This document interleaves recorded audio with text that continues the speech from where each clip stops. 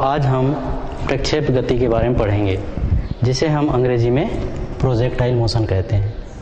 इससे पहले हमने एकविमीय गति के बारे में हमने पढ़ा था और साथ ही साथ द्विविमीय गति के बारे में भी देखा था और त्रिविमीय गति के बारे में भी हम थोड़ा सा पढ़ चुके हैं।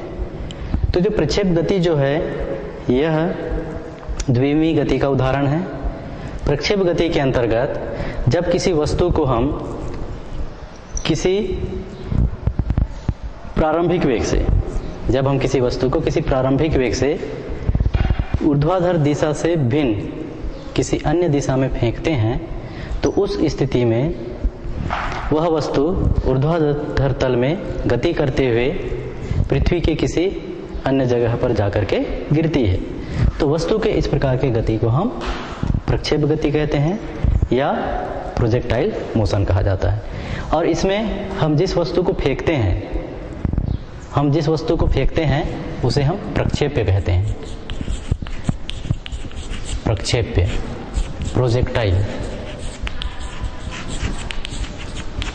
जिस वस्तु को फेंका जाता है उसे प्रक्षेप या प्रोजेक्टाइल कहा जाता है। तो इस प्रकार से हम देखते हैं प्रक्षेप गति में जब किसी वस्तु को प्रारंभिक वेग से ऊर्ध्वाधर दिशा से भिन्न किसी अन्य दिशा में फेंका जाता है तो उस स्थिति में वस्तु ऊर्ध्वाधर तल में गति करते हुए पृथ्वी की किसी सतह पर अन्य जगह पर जाकर के गिर जाती है।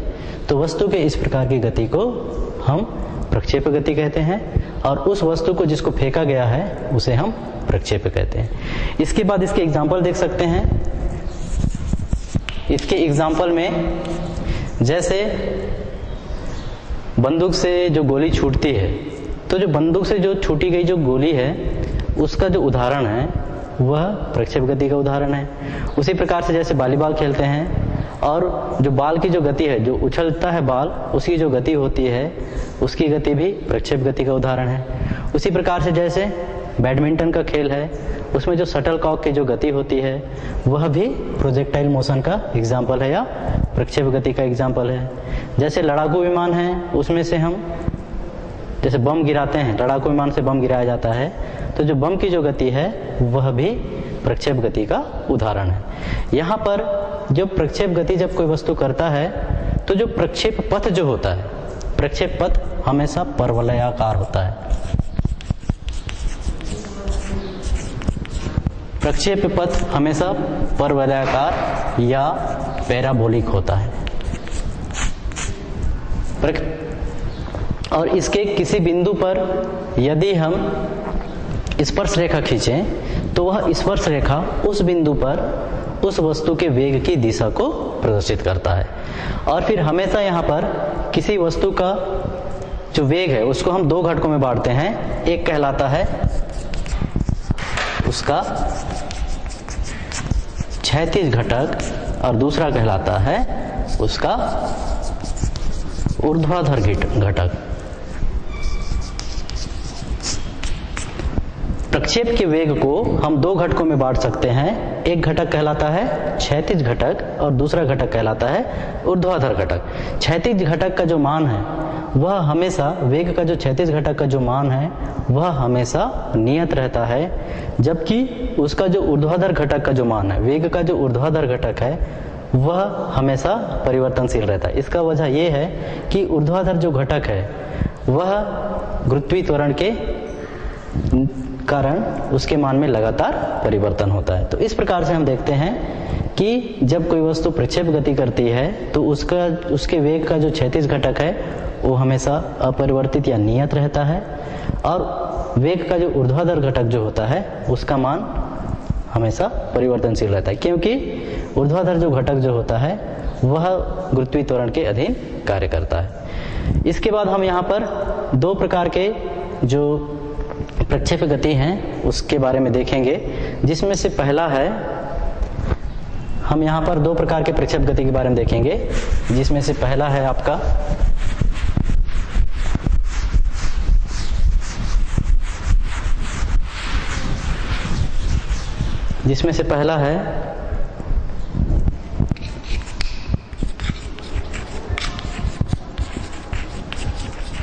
जब प्रक्षेप को ऊंचाई से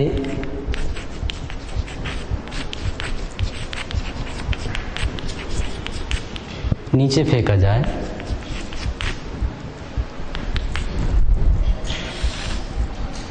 जब प्रक्षेप को ऊंचाई से फेंका जाए, तो ये हमारा पहला है प्रक्षेप गति के लिए देखेंगे। और दूसरा है जब प्रक्षेप को पृथ्वी तल से क्षैतिज दिशा में क्षैतिज दिशा के साथ कोण बनाते हुए फेंका जाए।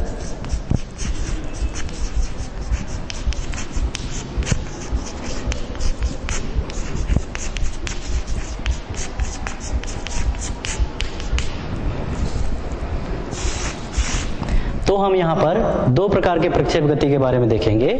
पहला है जब प्रक्षेप को ऊंचाई से फेंका जाए, उस स्थिति में प्रक्षेप गति कैसा होता है। और दूसरा, जब प्रक्षेप को पृथ्वी तल से क्षैतिज दिशा के साथ कोण बनाते हुए फेंका जाए, तो उस स्थिति में प्रक्षेप गति का जो समीकरण जो होता है या प्रक्षेप गति जो होता है वह किस प्रकार से होता है, इसके बारे में हम यहाँ पर देखेंगे। तो सबसे पहले हम देखते हैं जब प्रक्षेप को ऊंचाई से फेंका जाए क्षैतिज दिशा में, जब प्रक्षेप को ऊंचाई से फेंका जाए,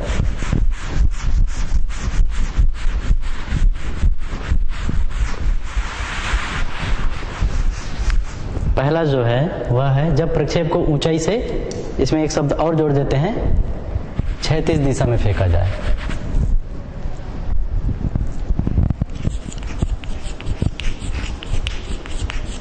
क्षैतिज दिशा में फेंका जाए। जब प्रक्षेप को ऊंचाई से क्षैतिज दिशा में फेंका जाए, तो उस स्थिति में प्रक्षेप पथ का समीकरण कैसा होता है या उस स्थिति में प्रक्षेप गति कैसा होता है, इसके बारे में हम यहां पर देखेंगे। यहां पर देखिए, जब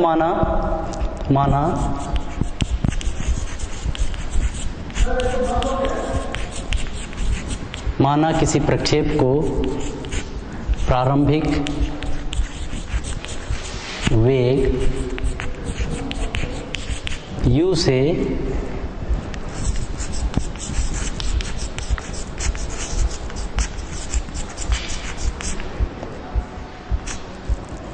क्षैतिज दिशा में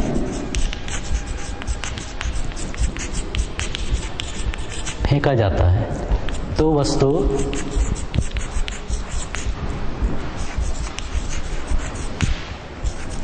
पृथ्वी की सतह पर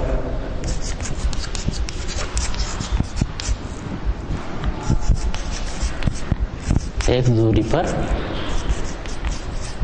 जाकर गिरता है। तो यहां पर देखिए, इसका यदि हम एक डायग्राम बनाएं, तो क्षैतिज दिशा है, ये मूल बिंदु है O, और ये ऊर्ध्वाधर दिशा है।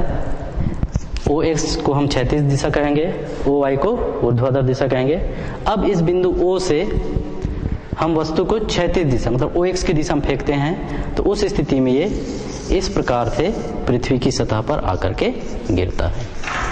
इस पॉइंट पर, मान लो इस पॉइंट को अपन A से डिनोट करें, तो यहाँ से यहाँ तक की जो दूरी है वह दूरी हो जाती है x के बराबर। और यदि मान लो ये जो दूरी है इसको हम y से डिनोट करें। माना किसी प्रक्षेप को मीनार की ऊंचाई से बोल सकते हैं इसको, इसमें एक शब्द, माना किसी प्रक्षेप को मीनार की ऊंचाई से प्रारंभिक वेग u से क्षैतिज दिशा में फेंका जाता है, तो वस्तु पृथ्वी की सतह पर x दूरी पर जाकर के गिरता है, इस पॉइंट पे आकर के गिरता है। तो इस स्थिति में यहाँ पर जो u x का जो मान होता है वह होता है 0 के बराबर। और यहाँ पर जो इसका जो ऊर्ध्वाधर जो घटक होता है u y का मान, ये स्मॉल g के बराबर होता है। यदि इस पॉइंट पर देखें, तो इस पॉइंट पर इस दिशा में गुरुत्वीय त्वरण कार्य करेगा, और यहाँ पर स्पर्श रेखा खींचें तो इस दिशा में वेग का घटक कार्य करता है। उसी प्रकार से यहाँ पर भी देखें तो इस दिशा में वेग का घटक कार्य करेगा और इस दिशा में गुरुत्वीय त्वरण कार्य करता है। तो इस प्रकार से होते हुए वह वस्तु बिंदु O से बिंदु A तक पहुंचता है और ये जो पद जो होता है OA, यह पद हमको यहाँ पर परवलयाकार मिलता है। तो यहाँ पर हम देखते हैं पहले ऊर्ध्वाधर दिशा में गति के लिए। पहले देखते हैं, इससे पहले यहाँ पर देख लेते हैं यहाँ पर वेग का मान किस प्रकार से परिवर्तित होता है और फिर त्वरण का मान यहाँ पर किस प्रकार से परिवर्तित होता है। तो यहाँ पर देखिए, यहाँ ux का मान u के बराबर रहेगा और फिर uy का जो मान है, uy का मान प्रारंभ में जब वस्तु को फेंका जाता है तो उस स्थिति में ux का मान u के बराबर रहता है। सॉरी, यहाँ पर ux का मान u के बराबर रहता है तथा uy का जो मान है प्रारंभ में वह 0 होता है। उसके बाद यहाँ पर जो त्वरण का जो मान होता है, जो क्षैतिज त्वरण ax, क्षैतिज त्वरण ax का मान 0 के बराबर होता है और ay का मान गुरुत्वीय त्वरण g के बराबर होता है। अब यहाँ पर देखेंगे, यहाँ पर ऊर्ध्वाधर गति, ऊर्ध्वाधर दिशा में गति के लिए हम निकालेंगे समीकरण और क्षैतिज दिशा में गति के लिए समीकरण ज्ञात करेंगे। तो सबसे पहले अपन देखते हैं ऊर्ध्वाधर दिशा में गति के लिए। ऊर्ध्वाधर दिशा में गति के लिए यहाँ पर देखिए, ऊर्ध्वाधर दिशा में जब वस्तु गति करता है उस स्थिति में uy का जो मान होता है वो 0 के बराबर है।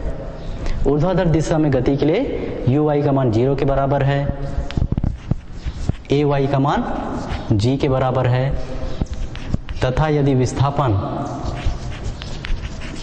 यहाँ पर जो विस्थापन है, ये विस्थापन बराबर कितना हो रहा है, ऊर्ध्वाधर दिशा के लिए जो विस्थापन का मान है O से लेकर के y तक कितना हो रहा है, y के बराबर। तो ऊर्ध्वाधर दिशा में गति के लिए uy का मान 0 है, इस दिशा में वेग का जो घटक है वह 0 है, ay का मान जो है वह गुरुत्वीय त्वरण के बराबर होता है, ay का मान गुरुत्वीय त्वरण के बराबर होता है और फिर जो विस्थापन है वह किसके बराबर है, y के बराबर है। तो अब यहाँ पर देखते हैं हमारे पास गति के द्वितीय समीकरण से।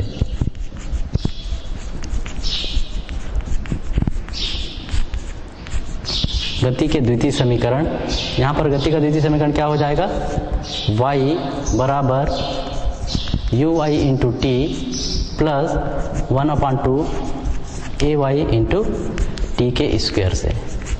अब हम यहाँ पर मान रखेंगे, तो मान रखेंगे तो हमको मिलेगा y बराबर uy का मान कितना है, 0 इंटू टी प्लस 1/2 ay का मान रखेंगे, ay का मान कितना मिलेगा, ये अपना g के बराबर है इंटू टी का स्क्वायर। या इसी को जब अपन आगे लिखते हैं तो ये आगे हो जाता है y बराबर 1/2 जी टी का स्क्वायर।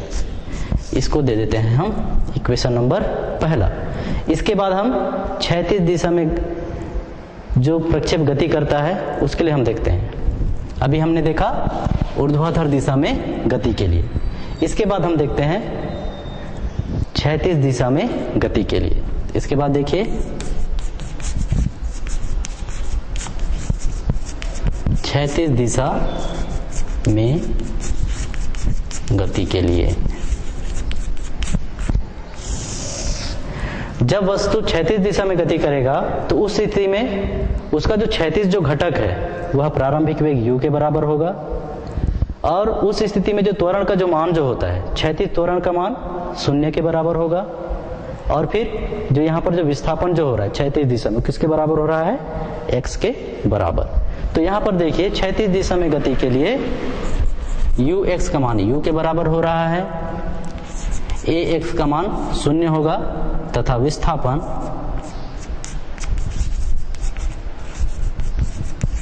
यहाँ पर विस्थापन किसके बराबर होगा? विस्थापन बराबर x। हम यहाँ पर पुनः गति का दूसरा समीकरण लेंगे, तो यहाँ पर मिटाकर लिखते हैं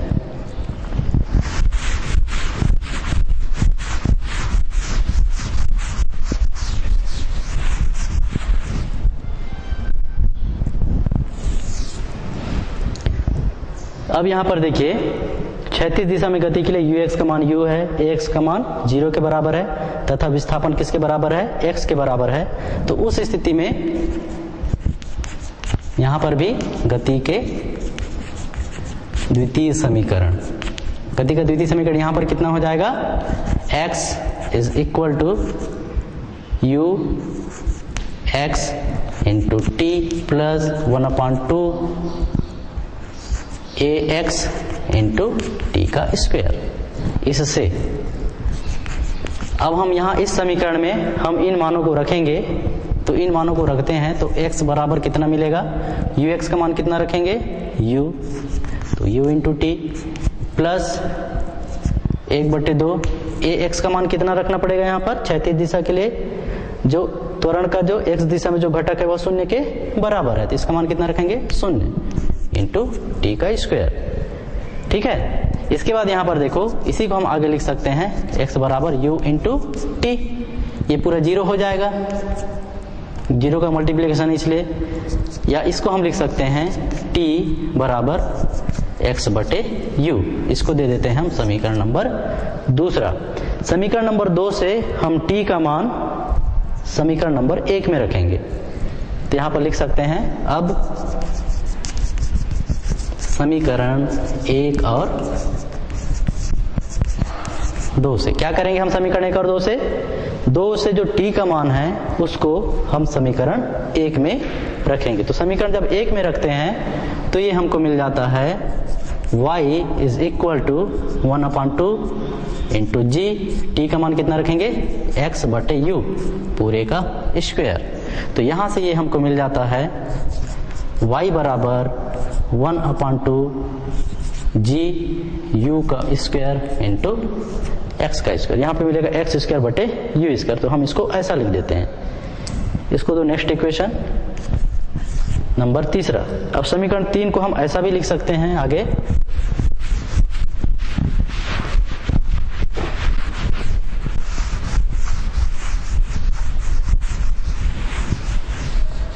इसके बाद देखिए समीकरण 3 से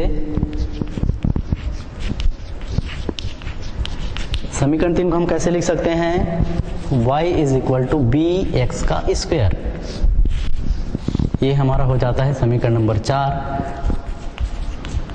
जहां b बराबर कितना है? किसके स्थान पर हम b का मान रखे हैं?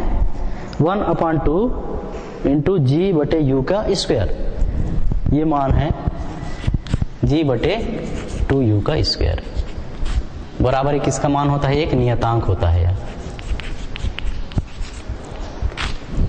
यह क्या होता है? एक नियतांक होता है।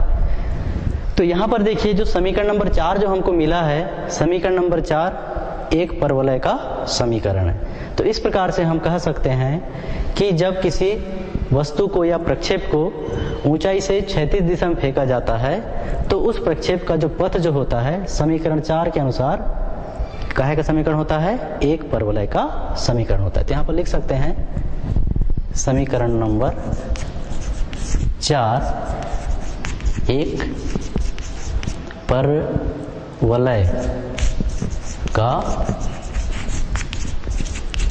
समीकरण है, अतः प्रक्षेप पथ का समीकरण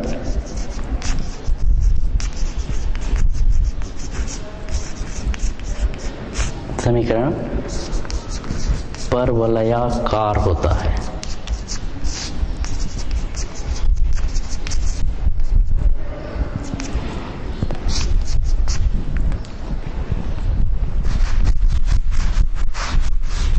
हम यहाँ पर डायग्राम में भी देख सकते हैं। इस चित्र में देखिए हम प्रक्षेप को एक मीनार की चोटी से फेंक रहे हैं, यहाँ से, जिसकी ऊंचाई y के बराबर है। किस दिशा में फेंक रहे हैं? क्षैतिज दिशा में फेंक रहे हैं। तो उस स्थिति में जो प्रक्षेप पथ का जो समीकरण है, तो प्रक्षेप पथ कौन सा है यहाँ पर? कहां से कहां तक ये गति करता हुआ पृथ्वी की सतह पे पहुंच रहा है, OA। ये जो समीकरण है, OA का जो समीकरण है, ये समीकरण किसके बराबर मिल रहा है हमको, y बराबर bx स्क्वायर के बराबर मिल रहा है, जहां b बराबर कितना है, g बटे 2u का स्क्वायर। और ये जो समीकरण जो है हमको एक परवलय का समीकरण मिलता है। चित्र में भी स्पष्ट ये एक परवलयाकार आकृति दिखाई दे रही है। तो इस प्रकार से हम कह सकते हैं कि जब प्रक्षेप को ऊंचाई से क्षैतिज दिशा में फेंका जाता है तो उस स्थिति में प्रक्षेप पथ का जो समीकरण होता है वह कैसा होता है, परवलयाकार होता है। ठीक है। अब इसके बाद हम इसकी दूसरी स्थिति देखेंगे, जब हम पृथ्वी तल से प्रक्षेप को क्षैतिज दिशा के साथ किसी कोण पर फेंकेंगे।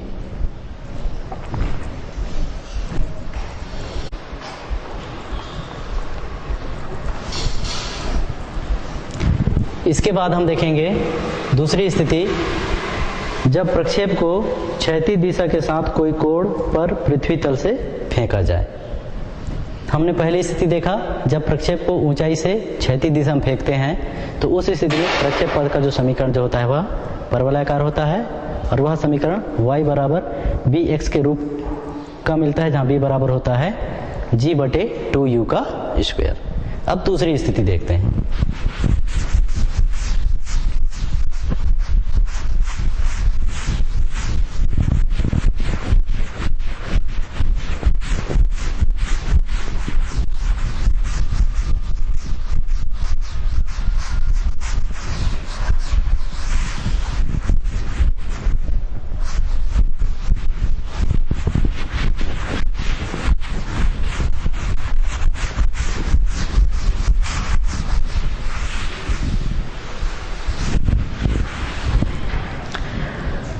यहां पर दूसरी स्थिति है,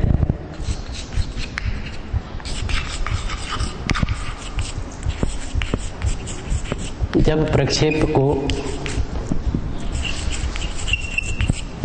पृथ्वी की सतह से क्षैतिज के साथ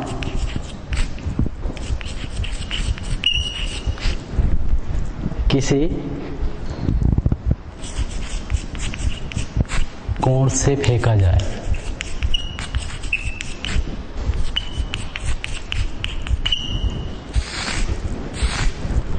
हमारी दूसरी स्थिति है, जब प्रक्षेप को पृथ्वी की सतह से क्षैतिज के साथ कोई कोण बनाते हुए फेंका जाए, तो उस स्थिति में प्रक्षेप गति जो होगी वह किस प्रकार से होगी, और यहाँ पर प्रक्षेप पथ का जो समीकरण होगा वह कैसा होगा, यह हम देखेंगे। यहां पर देखिए,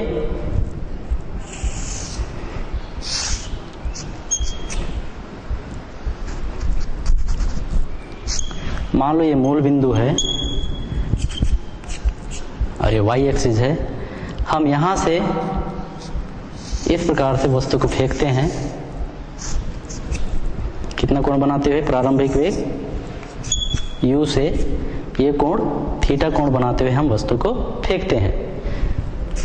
तो OX जो होगा पृथ्वी का तल होगा जो कि क्षैतिज दिशा को प्रदर्शित कर रहा है, और OY जो होगा ये हमारा ऊर्ध्वाधर दिशा को व्यक्त कर रहा है। तो यहाँ पर देखिए, हम वस्तु को प्रारंभिक वेग u से क्षैतिज दिशा के साथ थीटा कोण बनाते हुए फेंक रहे हैं। तो उस स्थिति में इस पॉइंट पर वस्तु अधिकतम ऊंचाई को प्राप्त करेगा, और इस अधिकतम ऊंचाई को हम h से डिनोट करते हैं, और इस स्थिति में जो वेग जो होगा वह ux के बराबर होगा। और यहाँ पर जो uy का जो मान है, यहाँ पर uy का मान 0 होता है। पृथ्वी का जो ऊर्ध्वाधर घटक का मान यहाँ पर 0 होता है। फिर जैसे जैसे प्रक्षेप आगे बढ़ता है, फिर से ऊर्ध्वाधर घटक का मान बढ़ने लगता है, और अंत में वस्तु यहाँ पर आकर के पृथ्वी की सतह से मिलता है। मान लो यह पॉइंट A के बराबर है। तो उस स्थिति में O से A तक की जो दूरी है, इसको हम बोलते हैं क्षैतिज परास, जिसको हम कहाँ से डिनोट करते हैं, कैपिटल R से दर्शाते हैं। अब यहाँ पर देखिए, यहाँ पर लिख सकते हैं, माना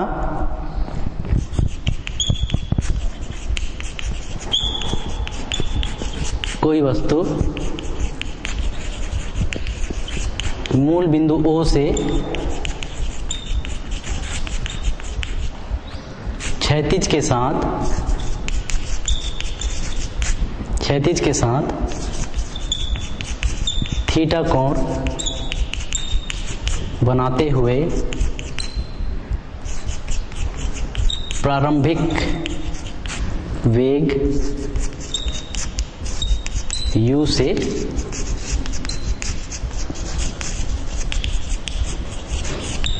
गतिशील है। माना कोई वस्तु मूल बिंदु है O, यहां से क्षैतिज के साथ, इस क्षैतिज के साथ कितना कोण बनाता हुआ, थीटा कोण बनाता हुआ प्रारंभिक वेग कितने से गतिशील है, u से गतिशील है। तो इस स्थिति में हम वेग का जो घटक है उसको वेग को हम दो घटकों में बांट सकते हैं। एक घटक कहलाएगा उसका क्षैतिज घटक OX की दिशा में होगा, और दूसरा जो घटक होगा वो उसका ऊर्ध्वाधर घटक कहलाएगा जो कि OY की दिशा में होगा। मैंने आप लोगों को बताया था, यदि मान लो कोई राशि है उसको जब दो समकोणिक घटकों में बांटा जाता है तो उस स्थिति में जिस अक्ष के साथ वह जो राशि है वह कोण बनाता है उस ओर की दिशा को हम उस राशि के साथ कॉस थीटा के रूप में, गुणांक के रूप में लिखते हैं, और दूसरा जो घटक है उसको साइन के साथ साइन थीटा के गुणांक के रूप में लिखते हैं। तो उस स्थिति में यहाँ पर एक्स अक्ष की दिशा में जो घटक होगा वह हो जाएगा u कॉस थीटा, और वाई अक्ष की दिशा में जो घटक होगा ये होगा u साइन थीटा के बराबर। ठीक है, तो एक्स अक्ष की दिशा में जो घटक होगा वह कितना हो जाएगा u कॉस थीटा, और वाई अक्ष की दिशा में जो घटक होगा वो कितना होगा u साइन थीटा। एक्स अक्ष की दिशा में u कॉस थीटा, वाई अक्ष की दिशा में u साइन थीटा। इस स्थिति में यहाँ पर लिख सकते हैं, इस स्थिति में वेग को दो घटकों में, दो समकोणिक घटकों में बांटा जा सकता है, जिसमें से पहला घटक होगा क्षैतिज घटक। पहला घटक कहलाएगा क्षैतिज घटक, इसका मान होगा u cos थीटा के बराबर, और दूसरा जो घटक है वह है ऊर्ध्वाधर घटक, और इसका मान होगा u साइन थीटा के बराबर। तो इस स्थिति में जो वेग है u है, वेग हमारा u है, उसको दो घटकों में बांटे हैं। एक है क्षैतिज घटक, क्षैतिज घटक कितना है u cos थीटा के बराबर है, और ऊर्ध्वाधर घटक कितना है u साइन थीटा के बराबर है। तो यहाँ पर जो क्षैतिज घटक जो है, क्षैतिज घटक मतलब ये ux का मान है u cos थीटा, और ऊर्ध्वाधर घटक जो y है uy, उसका मान है u साइन थीटा के बराबर। तो यहाँ पर जो क्षैतिज घटक का जो मान है u cos थीटा, इसका मान हमेशा यहाँ पर संपूर्ण गति के दौरान अपरिवर्तित रहता है, जबकि जो ऊर्ध्वाधर घटक जो u साइन थीटा का जो मान है वह यहाँ पर गति के दौरान इसके मान में परिवर्तन लगातार होते रहता है। जैसे यहाँ पर देखिए, हम मूल बिंदु से वस्तु को फेंक रहे हैं ऊपर की ओर, तो उस स्थिति में वस्तु का वेग, ऊर्ध्वाधर जो वेग है वह धीरे धीरे कम होता है, और इस पीक पॉइंट पे आकर के, सपोज इस पॉइंट को अपन B से डिनोट करें, इस पॉइंट B पर आकर के ऊर्ध्वाधर वेग का जो घटक है uy अर्थात u cos थीटा, इसका मान कितना हो जाता है, शून्य के बराबर हो जाता है। इसके बाद फिर धीरे धीरे वस्तु जब आगे बढ़ती है, प्रक्षेप आगे बढ़ता है, तो उस स्थिति में इस ऊर्ध्वाधर जो घटक है या u cos थीटा बराबर uy जो है, इसका मान धीरे धीरे फिर बढ़ने लगता है, और वस्तु या प्रक्षेप बिंदु A पर आकर के पृथ्वी की सतह से टकराती है, या बिंदु A पर पृथ्वी की सतह से आकर के वह मिलता है। तो इस प्रकार से देखते हैं, यहाँ पर जो क्षैतिज घटक जो है ux जो है उसका मान u cos थीटा होता है, इसका मान संपूर्ण गति के दौरान स्थिर रहता है, इसके मान में कोई परिवर्तन नहीं होता, जबकि u साइन थीटा जो ऊर्ध्वाधर घटक है या uy के बराबर है, इसके मान में लगातार परिवर्तन होता रहता है। अब इसके बाद हम यहाँ पर प्रक्षेप पथ का समीकरण ज्ञात करेंगे। तो उसके लिए पहले हम देखते हैं क्षैतिज दिशा में गति के लिए। इसके बाद हम देखते हैं प्रक्षेप्य पथ का समीकरण।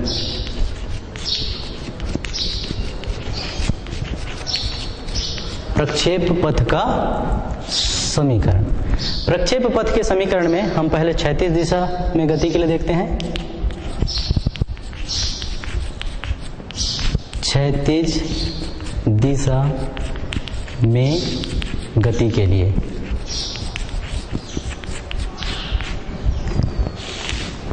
क्षैतिज दिशा में गति के लिए मान लो वस्तु के द्वारा जो t समय में चली गई जो दूरी है या जो विस्थापन है वह x के बराबर है। माना t समय में वस्तु द्वारा चली गई दूरी या इसी को हम बोलेंगे यहां पर विस्थापन कितना है, क्षैतिज दिशा के लिए x है। तो माना t समय में वस्तु द्वारा चली गई दूरी या विस्थापन किसके बराबर है, x के बराबर है। तो उस स्थिति में यहाँ पर जो ux का मान जो है वह क्षैतिज घटक u cos थीटा के बराबर होता है ux का मान। और इस स्थिति में जो त्वरण है ax का मान जो है वह 0 होता है। क्यों 0 होता है? क्योंकि संपूर्ण गति के दौरान यहाँ पर जो इसका जो वेग है वह अपरिवर्तित होता है। अपरिवर्तित होने की वजह से यहाँ पर जो त्वरण जो होता है क्षैतिज त्वरण उसका मान भी 0 के बराबर होता है। तथा यहाँ पर विस्थापन कितना होगा, तथा विस्थापन बराबर कितना है, x है। तो गति के दूसरे समीकरण से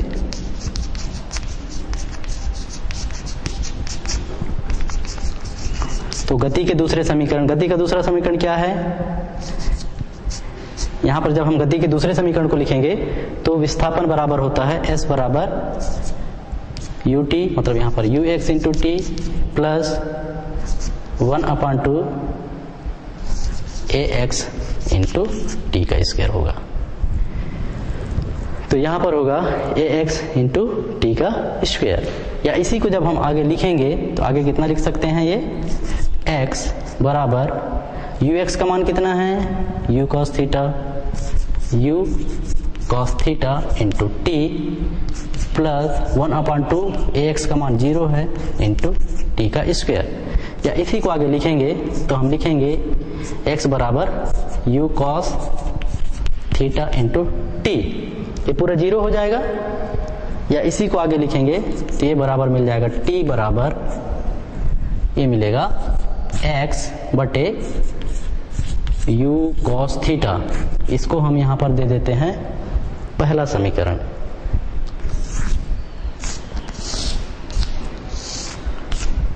हमको यहां पर पहला समीकरण मिला t बराबर x बटे u cos थीटा। इसके बाद देखिए ये तो हमने क्षैतिज दिशा के लिए देखा, क्षैतिज दिशा में गति के लिए देखा। तो क्षैतिज दिशा में गति के लिए हमको मिला मान x बराबर u cos theta into T, और यहां से हमने मान ज्ञात किया तो हमको मिला t का मान, t बराबर कितना मिला, x बटे u cos थीटा के बराबर। इसके बाद हम देखते हैं ऊर्ध्वाधर दिशा में गति के लिए।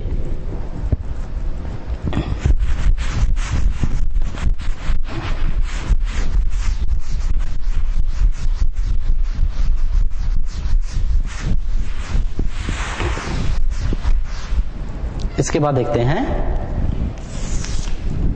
दूसरा नंबर, ऊर्ध्वाधर दिशा में गति के लिए।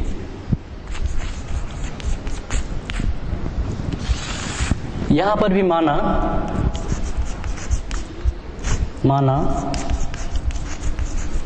t समय में वस्तु द्वारा तय की गई दूरी,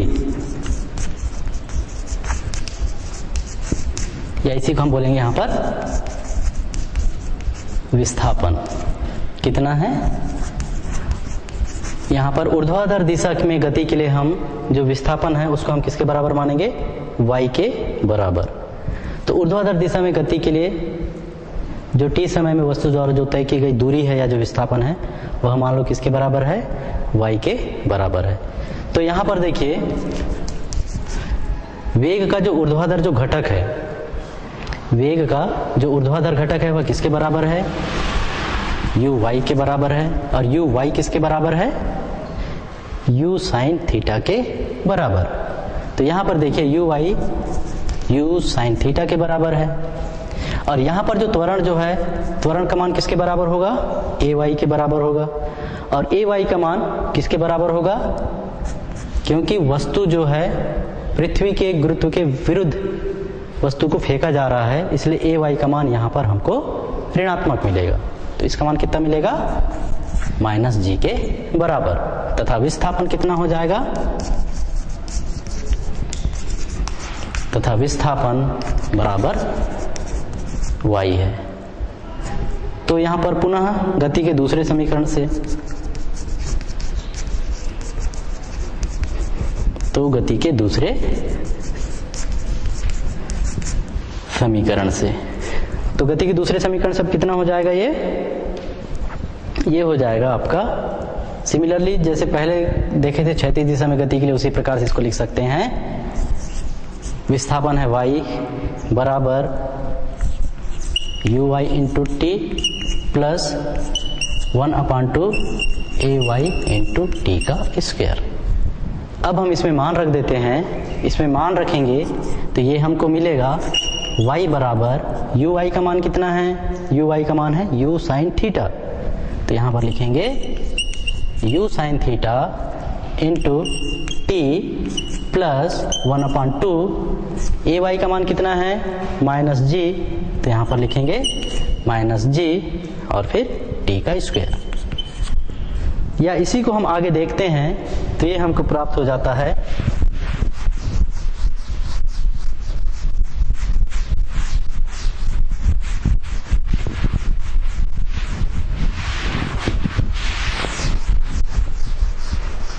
इसी को आगे देखिए, हम इसको लिख सकते हैं y is equal to u sine theta into T,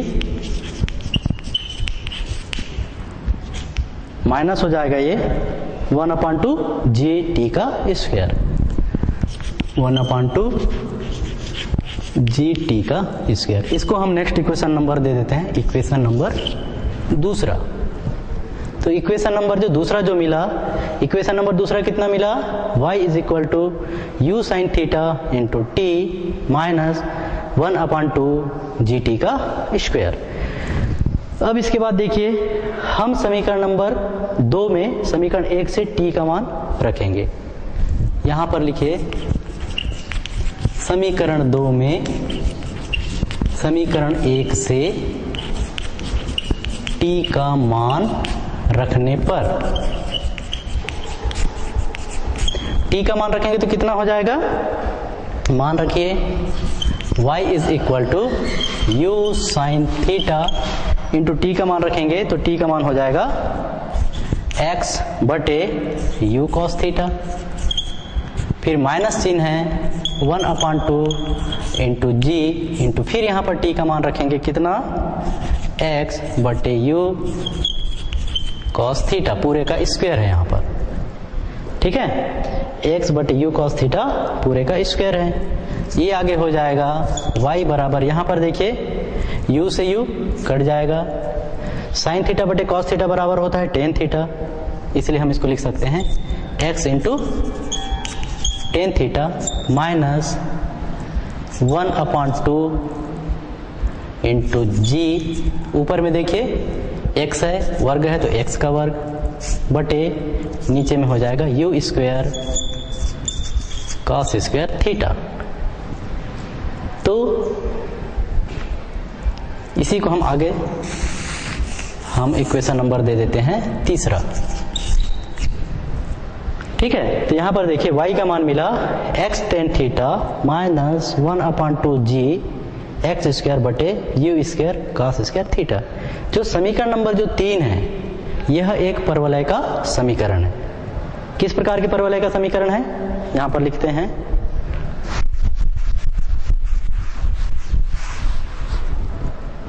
समीकरण 3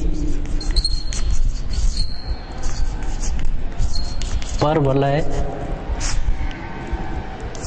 y is equal to ax minus bx का स्क्वायर के समान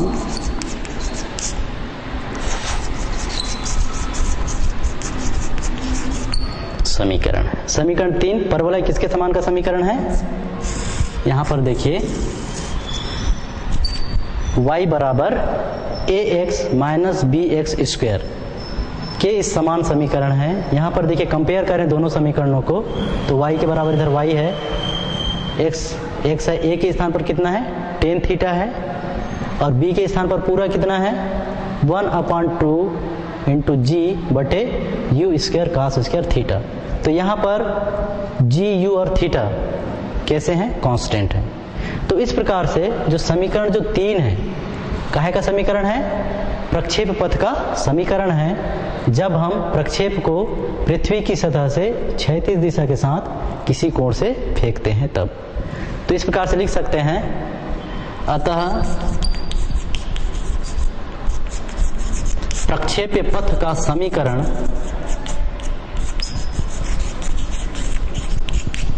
कैसा होता है? परवलयाकार होता है।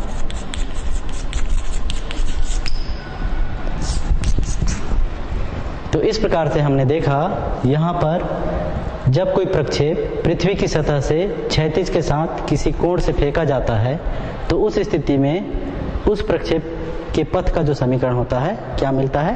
परवलयाकार मिलता है। यहाँ पर चित्र में भी स्पष्ट दिखाई दे रहा है। ये देखो O से B और B से जो A तक का जो पथ है ये काहे का समीकरण कहलाता है? काहे का पथ कहलाता है? प्रक्षेप पथ कहलाता है। और कैसा दिख रहा है? एक परवलय के समान हमको दिखाई दे रहा है। और इसका जो समीकरण मिला है हमारा जो समीकरण नंबर 3 है वह प्रक्षेप पथ का समीकरण है।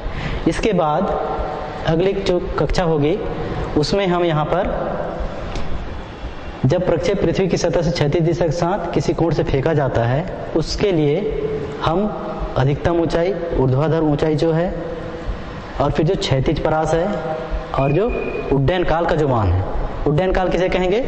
यहाँ से जब हम वस्तु को फेंकते हैं तो यहाँ तक आने में, मूल बिंदु से लेकर के ए तक आने में जितना समय लेता है उसे हम वस्तु का उड्डयन काल कहते हैं। इसके लिए हम सूत्र की स्थापना करेंगे। तो आज के लिए बस इतना ही। धन्यवाद।